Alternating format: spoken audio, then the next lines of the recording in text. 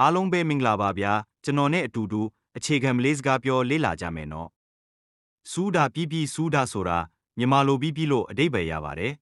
စူးတာပြီးပြီးဘလုံးဝမပြီးသေးဘူးဘလုံးဝဆိုတာမြန်မာလိုမပြီးသေးဘူးလို့ခေါ်ပါတယ်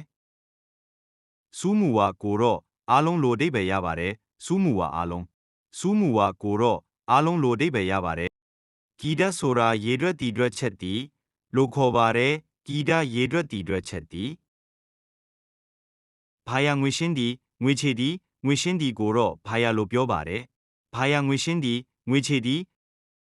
ဂါဂျီလက်စာလက်ခဂါဂျီဆိုတာလက်စာလက်ခလို့အဓိပ္ပာယ်ရပါတယ်စူဒါကီတက်ဆမှုဝအားလုံးရေတွက်ပြီးပါပြီစူဒါကီတက်ဆမှုဝအားလုံးရေတွက်ပြီးပါပြီဘလုံးဂီတာဆမှုဝအားလုံးကိုမရေတွက်ရသေးပါဘူးဘလုံးဂီတာဆမှုဝအားလုံးကိုမရေတွက်ရသေးပါဘူး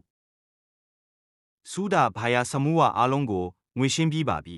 စူဒါဘာယာဆမှုဝအားလုံးကိုငွေရှင်းပြီးပါပြီ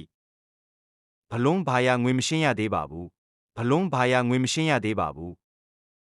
ကျွန်တော်နဲ့တူတူမလေးစကားလေးလာဖို့လမ်းဝစ်စန်းတဲ့ YouTube channel လေးကို Subscribe လုပ်ထားနော်